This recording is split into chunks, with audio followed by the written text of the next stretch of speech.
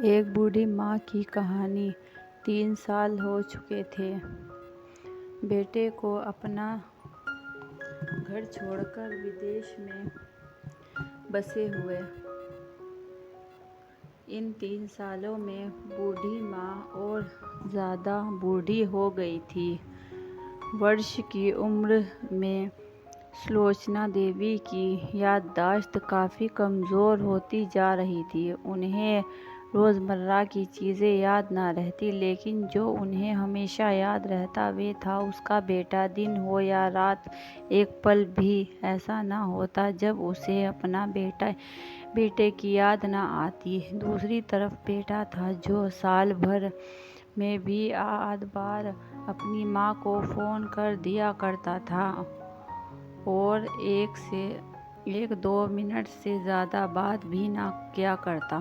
फिर भी यह बूढ़ी माँ टकटकी लगाए अपने बेटे का इंतज़ार करती रहती। एक दिन बेटे का विदेश से फ़ोन आया। हेलो, सुन रही हो ना माँ? अनिल बोल रहा हूँ। तुम्हारा बेटा कैसी हो माँ? मैं ठीक हूँ बेटा। तुम बहू और मेरा पोता कैसा है? माँ ने पूछा। सब अच्छे हैं माँ। मैं अगले हफ्ते गांव आ रहा हूँ। मैं तुम्हें लेने। अब हम सब साथ में ही लंदन में रहेंगे। माँ, तुम्हारी बहू कह रही थी माँ को यहाँ पर लेकर आओ। बेचारी अकेली वहाँ परेशान होती होगी, बेटे ने कहा। माँ की बूढ़ी सूखी आंखें आंसुओं से भीग गईं। उसके कमज़ोर शरीर के नस-नस में खुशी की लहर दौड़ गई। बेटे और बहू का अपने प्रति प्रेम देखकर माँ का मन खुशी से भर आया। बेटे ने आगे कहा, माँ तैयार रहना। मुझे ज़्यादा दिन छुट्टियाँ नहीं। जिस से जितने पैसे लेने हैं लेकर रखना। तब हम प्रॉपर्टी डीलर से बात कर लेता हूँ घर के लिए। माँ ने पूछा। हाँ माँ, गांव का घर हमें बेच देना पड़ेगा।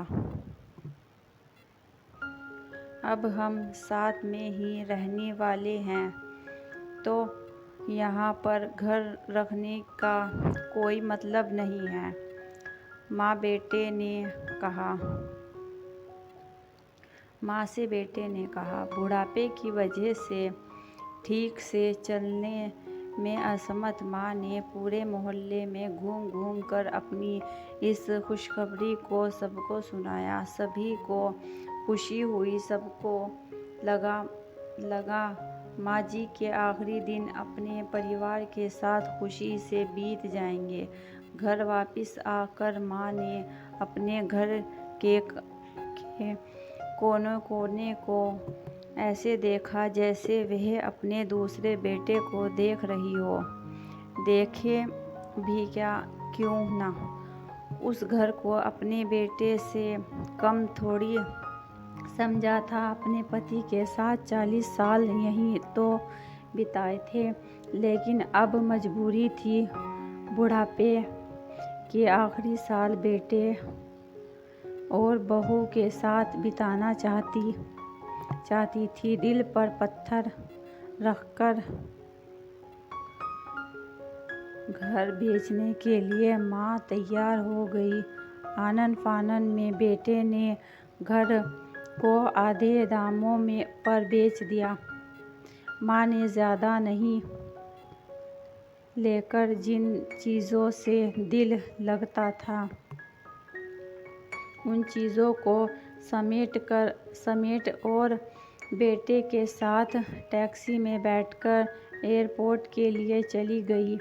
एयरपोर्ट पर आकर बेटे ने माँ से कहा, माँ तुम्हें यहाँ बेंच पर बैठो, मैं सामान और बोर्डिंग पास की जांच करा कर आता हूँ। वहाँ वक्त लगता है और खड़ा रहना पड़ता है। तुम्हें तकलीफ होगी। तुम यहीं आराम करो। मैं यूं गया और यूं आया। माँ बेंच पर बैठ गई और अपने बेटा अंदर चला गया। काफ़ी समय हो गया, बेटा वापस नहीं लौटा। माँ सोचने लगी, ज़्यादा भीड़ होगी इसीलिए देर लग रही होगी। अंधेरा होने अब लोगों की चहलकदमी भी कम होने लगी। माँ को अब चिंता होने लगी।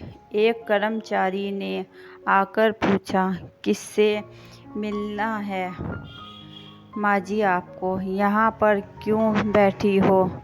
डरती हुई आवाज़ में सुलोचना देवी बोली, मेरा बेटा अंदर सामान की जांच कराने गया है। लंदन जा रहे हैं हम। क्या नाम है माँ जी आपके बेटे का? कर्मचारी ने पूछा। अनिल नाम है मेरे बेटे का, सुलोचना देवी ने बताया। कर्मचारी अंदर गया और थोड़ी देर बाद बाहर लौटा। उसने सुलोचना देवी से कहा, माँ जी लंदन जाने वाली फ़्लाइट तो दोपहर में ही जा चुकी है और आपका बेटा भी उस फ़्लाइट में बैठकर लंदन जा चुका है। अब आपके यहाँ बैठने का कोई मतलब नहीं है। आप भी अपने घर चली जाएं। क्या जा चुका है? और माँ घर जाऊं? घर माँ की आंखों से आंसुओं के सैलाब उठने लगे। जैसे तैसे माँ घर पहुंची, जो अब उसका था ही नहीं, बिक चुका था। वो वहीं बरामदे में तुलसी के पास सो गई। घर के नए मालिक को उस पर दया आई तो एक कमरा किराए से उसको दे दिया। पेंशन के पैसों से खाना और किराया का बंदोबस्त हो जाता था। दिन बीतने लगे। कुछ दिनों के बाद घर के नए मालिक ने सुलोचना देवी से कहा, माँ जी आप अपने रिश्तेदारों के यहाँ पर जाकर क्यों नहीं रहती हैं?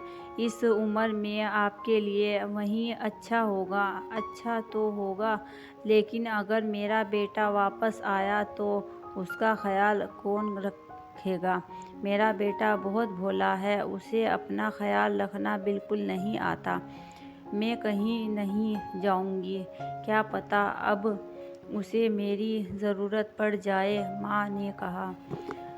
दोस्तों सच बता रहा हूँ, माँ की ऐसी बातें सुनकर मेरी आंखों में आंसू आ गए।